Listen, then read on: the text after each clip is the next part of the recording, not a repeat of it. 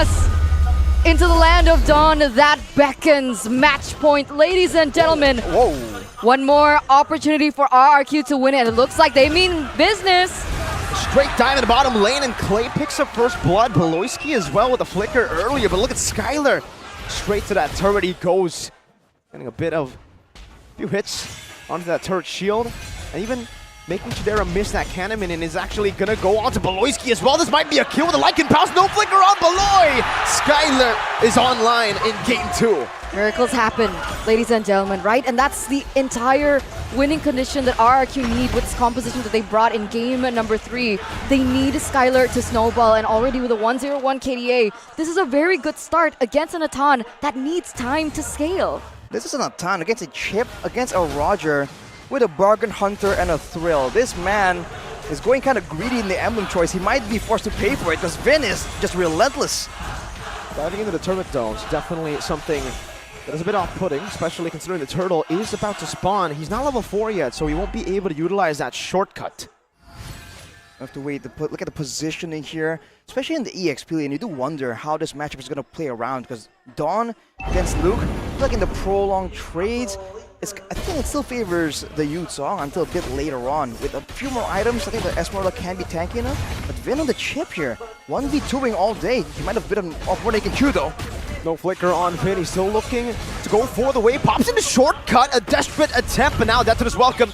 Onto the Esmeralda, the Appraiser's Wrath as well. Combined with the Retribution. Rat picks it up. Meanwhile, Clay gets solo killed up top by Luke. An absolute punish. And he takes the shortcut, flies around to the mid lane. Vin chasing him down. Doesn't have the shortcut anymore. He used it earlier in the mid lane. So Luke just goes in with a furious dive onto him. Put some damage.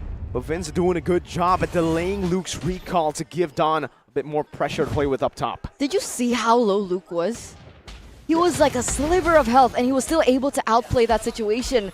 Mind you, Esmeralda was being babysitted by Clay in the top lane to give Esmeralda a better time in the neutral objective contest. But even in that 2-1, despite Luke being caught solo, he was still able to clear and was still able to go for the solo kill on Clay. That is power, ladies and gentlemen. And look at this on Skylar.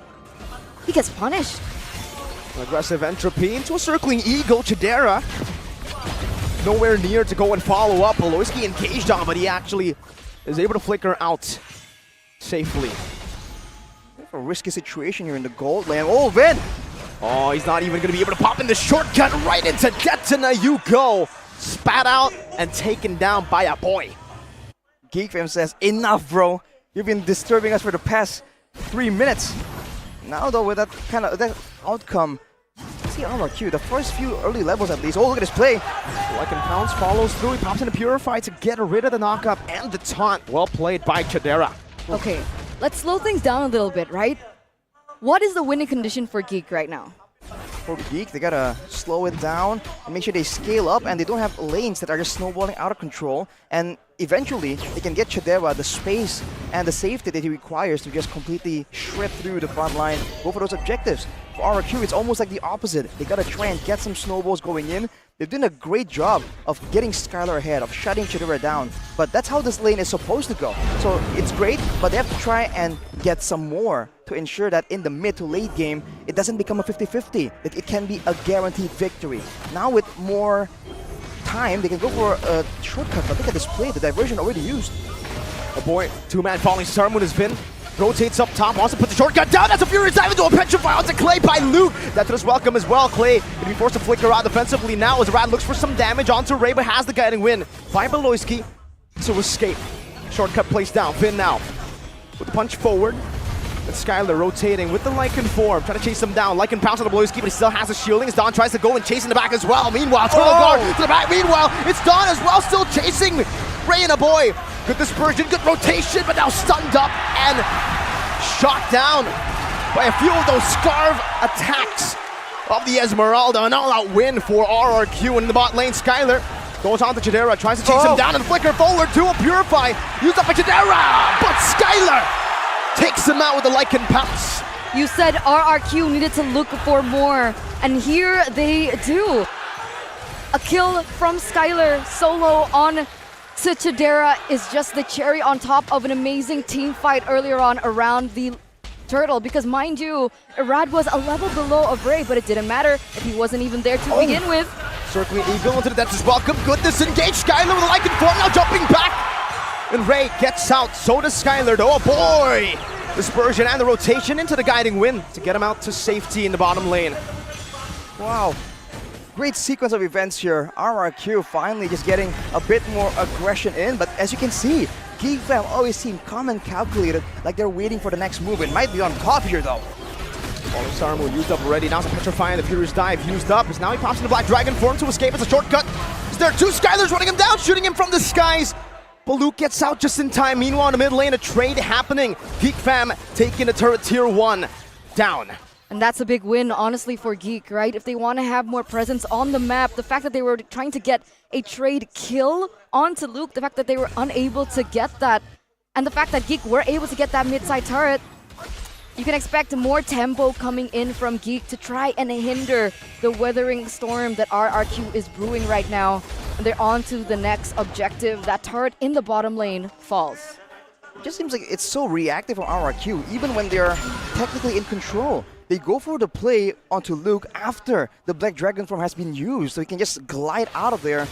And decisive exchanges coming in from Geek fam. Chidera, I believe, is still very close when it comes to gold with Skylar, so they really have to try and get some more value out of this big fight. Dawn has been able to do great, but can he keep going? They're chunking them down, circling Eagle. On to Vin, that's his welcome as well. Chidera now with Entropy, able to melt him down, falling. Star Moon locking the 3 members though, and the Brazers grabbed by Irad. Not connecting, and Rrq did not go for the turtle. They ended up resetting it. It's a 1-for-0 right now. The Black Dragon form now used up by Lu to go and grab some space, but Ray doesn't have the depth as welcome. Instantly engaged on Retribution battle, and it's Ray who wins it out. Falling Star Moon charged up, that's a 3-man. Falling Star Moon, make it 4, but Dawn cannot withstand that damage, and Geek fam were able to just kite out to back away and to take the goal lead back into their hands. That was such a clean take, was it not? Oh. What is Irad doing? Going in is what he's doing, but now he gets dove on by Luke. The passive is taking it, and Irad gets traded out for Luke 1-for-1.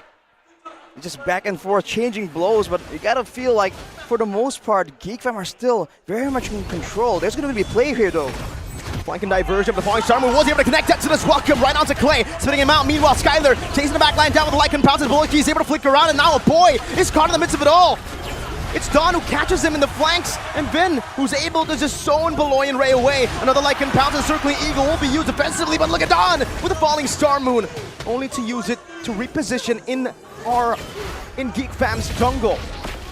1 level lead, a little bit for Ray. And he's still able to secure his purple buff here. They go straight to the mid lane to defend. That was a 2-for-2 trade, Arashi. In that exchange, in the 8th minute of the game, who do you think it was worth it for? If you have the better late game, the equal trades, if it's just a 2-for-2, in a way, on paper, it always values Geek fam. But at the same time, chaotic games like this is where Rrq kind of thrive. But it really seems like right now, it's like Dawn. When Dawn can do really well in these fights, get big damage, zone away the backline, that's where Rrq really gets a victory. When they're just all scrambling together and Dawn is kind of just moving back and forth, not really with a real purpose.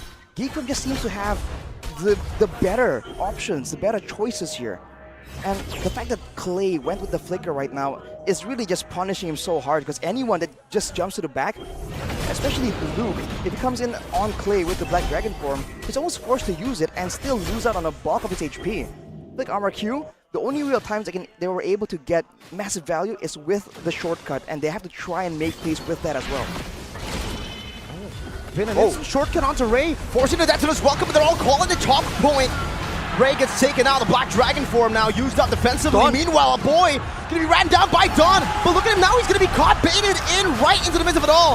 First blast, putting him down in the back, but it's Dawn for Ray to trade as of right now. Skylar chasing him down, but the guiding wind gets Beloyski enough of that shield to escape. Holy Crystal bought in, Irad with a taunt, and the Brazers Rat. Luke gonna be taken down, but he goes in for the Furious Dive and the Petrify, but Skylar is able to somehow get out of it again. Lycan pounce onto the Lord. Geek fam looking for a fight right now, but they don't have a jump. Irad still with a red tree. Geek fam, no jungler, no Lord. They tried to go for the steal with Chidera, but unfortunately it didn't work out for them. And now Rrq hold all the cards. Meanwhile, Geek forced to go on the defense. This is a 2,000 gold lead from RRQ. Is this the beginning of the end of Geek?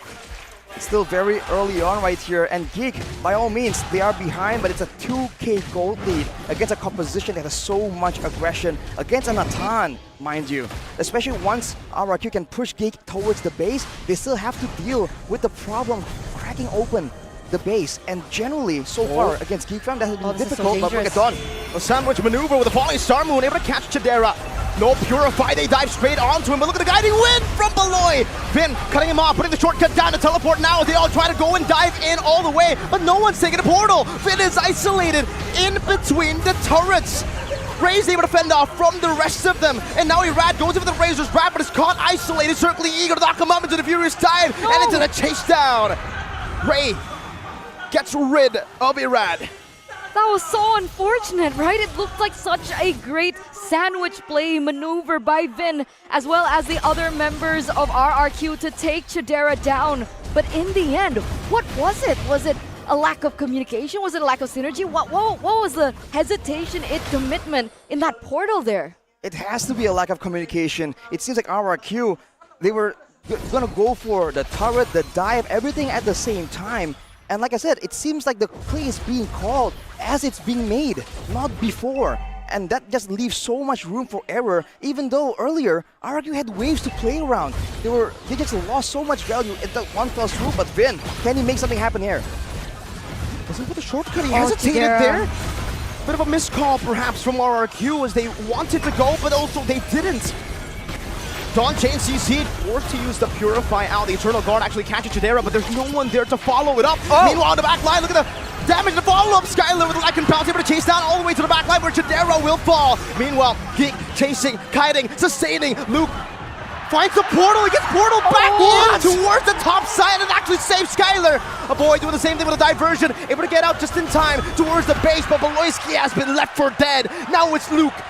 One dragon against 4 members for the Kingdom Soldiers. Luke will take it. What in the world was that interaction? Skylar nearly gets taken out, but unfortunately for Luke, he gets portaled in towards the top side, denying that pickoff, and it gave RRQ everything. 3 members taken down for Geek. The King Slayers, they're falling behind. I told you, right? Luck for the Kings. You never see it coming, but then it happens. It's a portal, and now with the pressure, with Luke just now spawning, they're gonna go for the Lord. Dondo into the back with a falling Star Moon, gets bursted down. Good disengage from Clay with the Eternal Guard and the choke point. RRQ got the Lord, they were able to disengage as well, but now Geek Fam are looking for more. They're trying to force a fight. And unfortunately, they cannot look for right now. RRQ too clean with it. All right, finally, bit of a break. Like you mentioned, Eterna, though, there's just something about RRQ. Before the Lord was able to guarantee their victory, they're the portal, man. That was so confusing for a second, like, wait, what happened? Where'd he go? Yeah. Was that a bug? But no, he just walked, he just grazed the portal. Once again, there was this momentum, but now RRQ, they have to try and play it slow, play with the waves here, right? Use this Lord to its maximum potential. They have the chip global presence. They have Vin already in position, and you can see that Dawn has been a big nuisance, and maybe now Chidera has enough damage to really shut him down, but it's still gonna take time, okay? So they have to try and slow it down. This is where they have to try and be patient. They bet out the falling Star Moon, but yeah, Dawn, he's been key in these engages, man. He's gone to a point where he can sustain through the damage coming through from Geek Fam. Entropy up top, that's a risky maneuver. Look at Vin, straight into the back line he goes, waiting for the Entropy to pop, and now goes in onto Chidera, but a guiding wind is there too. Argument baited in, corralled over to the King Slayers, and the Dragons will march down to the back with a Petrify onto Vin, and the Furious dive defensively, catching Vin, but not able to take him down just yet as the guiding wind grants them a little bit of that photo HP and shielding. Both teams disengaging, but Geek Fam dealing with the Lord. It looks like Geek are already looking for ways to maneuver around the straightforward strategy that RRQ have time and time again utilized to success. We saw it kind of falter. RRQ are now aware of it. What is the next play that RRQ are going to do? Despite that though, Geek were unable to get a trade off. They were unable to get a pick onto Rrq. It was a beautiful cover from Vin as well in the backline to cover Skylar against the Black Dragon form coming in from Luke as well as the dive. So all in all, it looks like both of these teams, they're utilizing every single brain wave that they have. All the waves. All the waves. Even the minion waves. That's exactly what they need to be doing right here. But man, for Geek, they're really trying to make use of this double fake, right? The entropy into the guiding wind to make sure that Rrq, they have to try and use 2 ultimates or 2 skills to try and stop Chidera from being able to just slide out of those risky situations. For Rrq though, as long as they do still have this gold advantage, this wave advantage, they can keep making plays for that Lord. And even if they don't really get Chidera, the fact that Chidera is zoned and has to spend so much time walking around trying to avoid the danger means that Rrq can shut down and really shred through Ray and Luke and the rest of the members that do get left behind. And mainly, with the Guiding Wind exclusively reserved for Chidera, Ray is the one that has been the main victim, the main hero that can be chased down and immediately taken out by Rrq. So that is something that now Geek Fam needs to try and solve. If Rrq jump towards them and go on Ray, what can they do? But look at his play! A flicker by Beloyski. Not gonna work though. Vin! Straight up in the back with the flags touching Chidera! You can hear the kingdom erupt in the Jakarta International Velodrome as Beloyski escapes. They're running for the hills and Dawn is the one who escorts them back to their base. It's fitting. It's fitting, but this time the Kings will be the escorts. Ladies and gentlemen, the Kings are coming back. They're showing, they're giving the Kingslayers a run for their money here.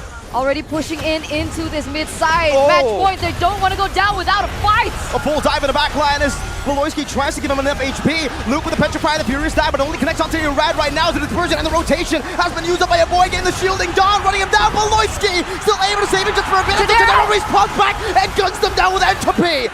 Still look terrified. Dawn buying the winner truncheon just in time. Chidera not timing it right. Getting the shield. Vin coming back with the shortcut as well. But no one's there. Skylar walks back up. Has to respect the damage from Chidera as now he gets terrified again. Skylar has Lycan Pounce. Not able to find it. Skylar gets one last hit. It's a double kill. But the minion waves have been cleared. They're going for the desperate end. Dawn is taking it up, but they all might just die to the waves. No way. To the base as well. Still though, with a Lord in the bottom lane, Rrq will miraculously be able to stay in the series.